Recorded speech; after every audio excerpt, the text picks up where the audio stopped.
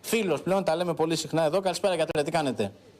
Καλησπέρα σε εσάς, καλησπέρα σε όλους τους τηλεθεατές. Μια χαρά στον αγώνα, όπως λέμε, αλλά δόξα τω Θεώ, καλά είμαστε. Λοιπόν, γιατρέ, επειδή δεν μιλάμε τυχαία σήμερα, επειδή μας είχατε πει πολύ νωρίς, στις αρχές της πανδημίας και από το πρώτο lockdown, ότι θα έχουμε θετικές εξελίξεις στα εμβόλια και επειδή ξέρω ότι μελετάτε πάρα πολύ, σήμερα έχουμε μία είδηση την οποία την παρακολουθεί όλος ο πλανήτης. 90% ακούσαμε ότι θα είναι πιθανότητες κάλυψης από το συγκεκριμένο εμβόλιο της Pfizer και ακούσαμε επίσης τον κύριο Μαγιορκίνη να μιλά για μια πρόωρη έγκριση με όλες τις διαδικασίες από τον Νοέμβριο κιόλας. Και θα ήθελα να μας πείτε γι' αυτό όλες τις πληροφορίες και να μας το αναλύσετε.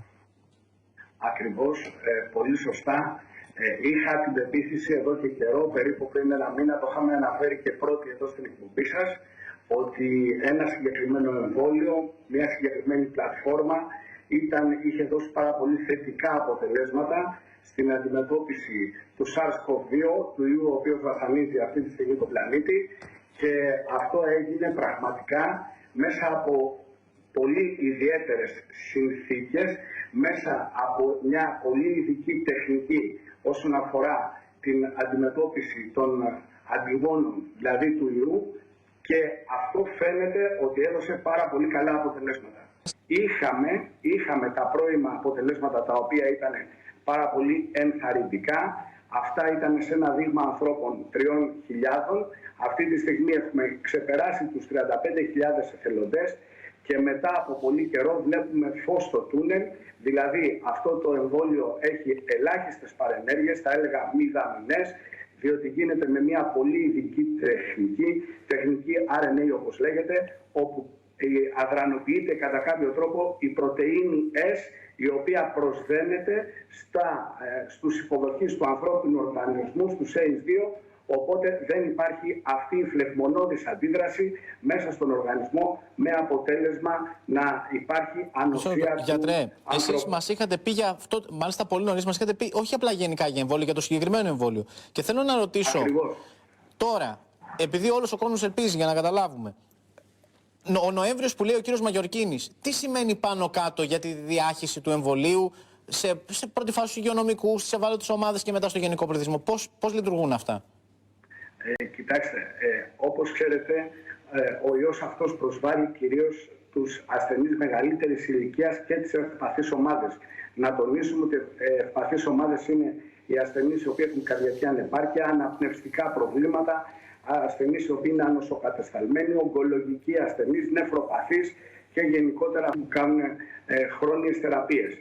Εδώ στη συγκεκριμένη περίπτωση, την τρίτη εβδομάδα του Νοεμβρίου κατατίθεται στο FDA η πλατφόρμα έτσι ώστε να εγκριθεί το εμβόλιο και αμέσως μετά με πολύ γρήγορες διαδικασίες θα αρχίσει και η παραγωγή του. Ήδη υπάρχει και στην Ευρώπη, σε χώρα της Κεντρικής Ευρώπης, ένα κατά κάποιο τρόπο κέντρο το οποίο αρχίζει αυτή τη στιγμή να δημιουργεί και να παράγει εμβόλια, έτσι ώστε αν είναι δυνατόν το ταχύτερο δυνατό, αν όχι τέλος του έτους, μέσα στο Γενάρη του 2021 να έχουμε περίπου 100 εκατομμύρια δόσεις για την Ευρώπη και η Ελλάδα, η χώρα μας, θα πάρει αυτό που της αναλογεί. Από εκεί και πέρα, για το ιατρικό και παραϊατρικό προσωπικό θα διατεθούν τα πρώτα εμβόλια, στη συνέχεια όμως και για τις ευπαθείς ομάδες κατά σειρά προτεραιότητας.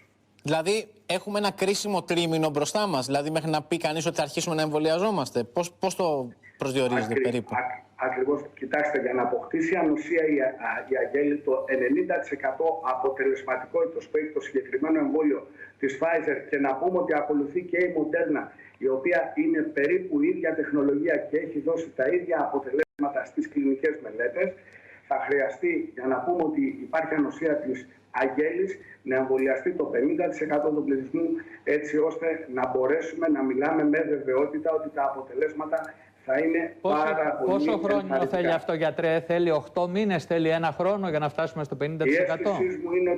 Η αίσθησή μου είναι ότι μέσα στο εξάμηνο του 2021 τα συγκεκριμένα εμβόλια θα είναι σε θέση να διατεθούν, και να πω ότι εκτός από αυτά πλέον υπάρχουν και πολλές άλλες εταιρείες και πλατφόρμες οι οποίες αυτή τη στιγμή διερευνούνται κλινικά πρωτόκολλα και θα έχουμε και άλλα στη φαρέτρα μας. Όμως αυτό το αρχικό πραγματικά είναι φως στο τούνελ. Μετά από πολύ καιρό έχουμε πολύ ενθαρρυντικά αποτελέσματα για τον πληθυσμό. Γι' αυτό και με συγχωρείτε, αν μακρηγορώ, να πω το εξής. Τώρα προέχει να προσέξουμε. Τώρα προέχει να λάβουμε τα μέτρα μας, να κρατήσουμε τις αποστάσεις, να μπορέσουμε να αποφύγουμε αυτή τη στιγμή την πίεση στο εθνικό σύστημα υγείας, το οποίο όλη αυτή η πανδημία το ανέδειξε και ανέδειξε ότι το εθνικό για να έρθει το εμβόλιο όμως, ακριβώς, και να μετρήσουμε όσο το δυνατόν γίνεται λιγότερες απώλειες και πίεση στο δημόσιο σύστημα υγείας. Έτσι ακριβώς. Είναι απλή λογική. Δηλαδή, εάν αυτή τη στιγμή μπορέσουμε να μπλοκάρουμε την εξάπλωση του ιού, εάν αυτή τη στιγμή έχουμε λιγότερους πάσχοντες και λιγότερους που έχουν όσο το δυνατόν νοσηρότητα, η οποία δεν θα χρειαστεί αντιμετώπιση ενδονοσοκομιακή ή δεν θα χρειαστεί περίθαλψη στη μονάδα εντατικής θεραπείας και βγούμε αλόβητοι, τότε σε δεύτερο χρόνο θα έχουμε πολύ καλύτερα αποτελέσματα όσον αφορά την αντιμετώπιση των ασθενών. Γιατρέ, καλησπέρα. Ο Μάκης Προβατάς είμαι. Θέλω να ρωτήσω το εξής. Επειδή και το εμβόλιο της Moderna είναι ακριβώς ίδιο, RNA, θεωρείτε ότι και αυτοί όπου να είναι τις επόμενες μέρες, προφανώς είναι θέμα διαφοράς τεστ. Θεωρείτε ότι πιθανότατα και η Moderna ίσως και πριν από την AstraZeneca θα ανακοινώσει εμβόλια? Αυτό είναι η μία ερώτηση. Και το άλλο είναι το εξής. Οι Βρετανοί ανακοίνωσαν ήδη τις 11 κατηγορίες, από το 1 μέχρι το 11 με σειρά, ποιοι θα εμβολιαστούν πρώτοι. Ξεκινώντας από αυτούς που είναι στα γυροκομεία και το προσωπικό, τους άνω των 80, μην κουράζουμε τώρα τον κόσμο. Θεωρείτε ότι πρέπει κάποια στιγμή να βγει και μια τέτοια κατηγοριοποίηση και από το Ελληνικό Υπουργείο Υγείας?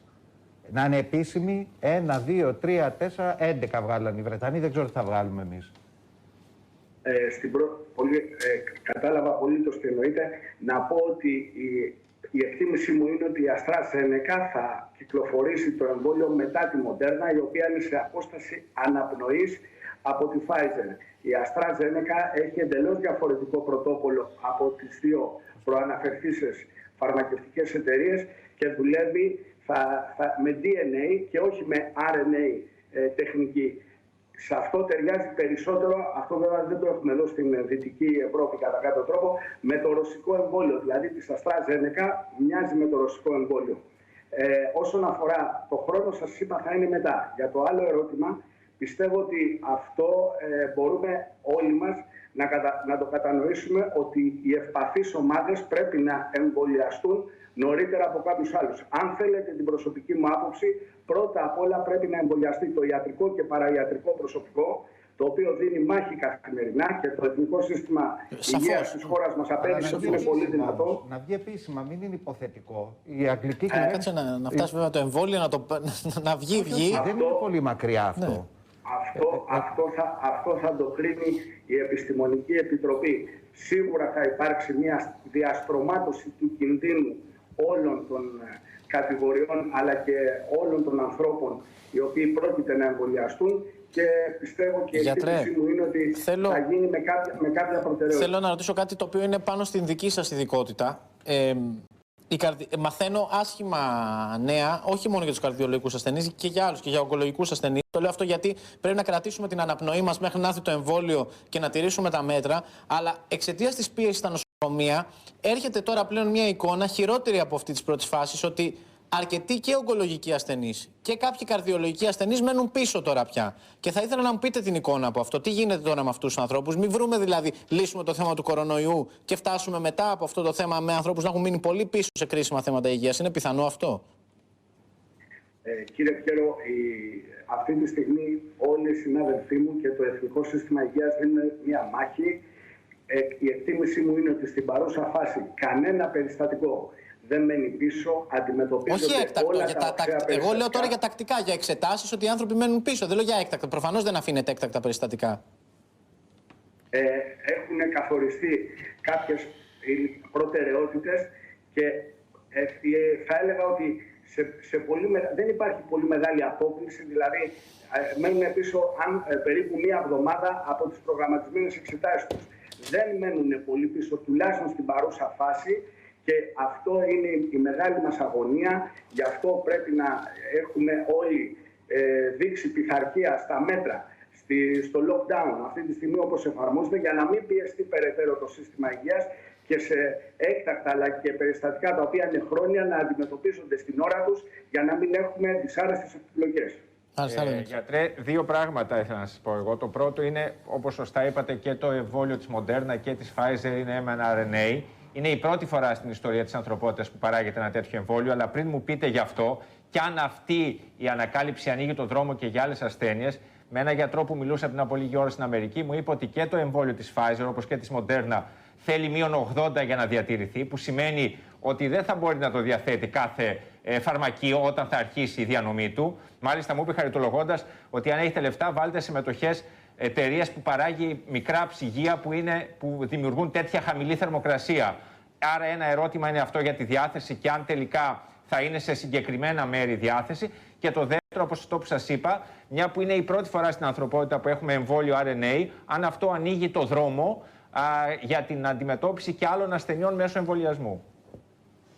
Σαφέστατα είναι μια πολύ καινούργια, ξεχωριστή, ιδιαίτερη τεχνητή αντιμετώπιση όλων αυτών και διενέργειας και παραγωγής του εμβολίου. Σαφέστατα ανοίγουν πολλοί δρόμοι για την ανθρωπότητα και ενδεχομένως αυτό και όλοι αυτοί οι μηχανισμοί οι οποίοι διαπιστώνονται και διερευνώνται και παράγουν αυτή τη στιγμή το καινούργιο εμβόλιο θα βοηθήσει μελλοντικά και για άλλες ασθένειες που αφορούν κυρίως ιούς και διάφορα λιμωγούνα νοσήματα τα οποία μπορεί να είναι επικίνδυνα.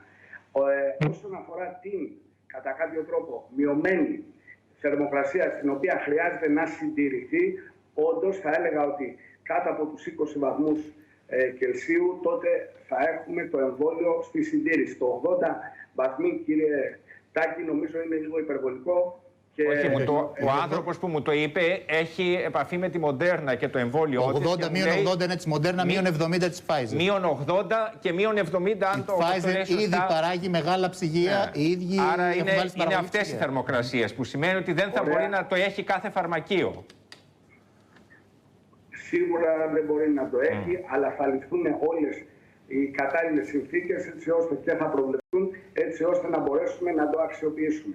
Μάλιστα. Διότι είναι πολύ ισχυρό όπλο στη φαρέτρα. Προφανώς. Ένα τελευταίο ερώτημα, γιατρέ, πριν κλείσουμε. Πότε βλέπετε αυτά τα μέτρα του lockdown να αρχίζουν να δίνουν θετικά αποτελέσματα και προς τη μείωση των κρουσμάτων? Είμαστε τώρα στην πρώτη μέρα ουσιαστικά και το Σαββατοκύριακο δεν μετράει. Ήταν με ένα Σαββατοκύριακο προσαρμογής. Η εκτίμησή μου είναι όχι την επόμενη εβδομάδα, αρχές της μεθεπόμενης εβδομάδος θα δούμε κάποια αποτελέσματα από το lockdown.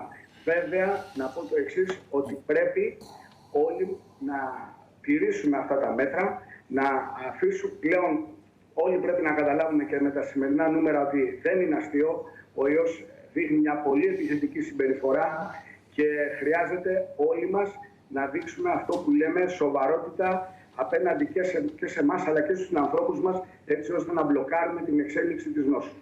Ένα ακόμα, γιατρέ. Αυτό το μοντέλο το οποίο το ακούσαμε έτσι πάρα πολύ το Σαββατοκύριακο, το μοντέλο της φυσαρμόνικας, το άνοιξε κλείσε, δηλαδή lockdown 3 εβδομάδες κλειστά, 6 ανοιχτά, για παράδειγμα, ένα μοντέλο που ακούστηκε και συζητήθηκε. Θεωρείτε ότι είναι εφικτό να γίνει μέχρι το εμβόλιο, είναι απαραίτητο να σκεφτούμε και τέτοια μοντέλα? Κοιτάξτε, αυτή τη στιγμή πρέπει να βλέπουμε τα πράγματα ρεαλιστικά. Από το ένα θέμα είναι η δημόσια υγεία, η οποία κατά την επιστημονική μου αλλά και προσωπική άποψη είναι το πολυτιμότερο αγαθό για τον πολιτισμό μας, και από την άλλη είναι η οικονομική ανάπτυξη της χώρας. Αυτή τη στιγμή είμαστε σε ένα τεντωμένο σκηνή. Δεν μπορούμε να έχουμε και το ένα και το άλλο. Κατά την άποψή μου για την κουλτούρα μας, την παιδεία μας, τον πολιτισμό μας, το πρώτο πράγμα που πρέπει να διαφυλάξουμε είναι η υγεία μας. Και αν χάσουμε την υγεία μας, αν το εθνικό σύστημα υγείας αρχίσει να καταρρέει, φανταστείτε πόσο μεγάλα ποσά πρέπει να διαθέσουμε για να το συντηρήσουμε αφενός, και αφετέρου χρειάζεται συνεχώς ενισχύσεις οικονομικές. Άρα η οικονομία στην παρούσα φάση μπορεί, κατά τη γνώμη μου, να περιμένει έτσι ώστε να έχουμε πολύ σωστή αντιμετώπιση των συνανθρώπων μας και να διασφαλίσουμε το εθνικό σύστημα υγείας. Μάλιστα. Γιατρέ, να σας ευχαριστήσω πολύ και να τα πούμε με ακόμα καλύτερα δεδομένα. Να είστε καλά, κύριε Παπαϊωάννου.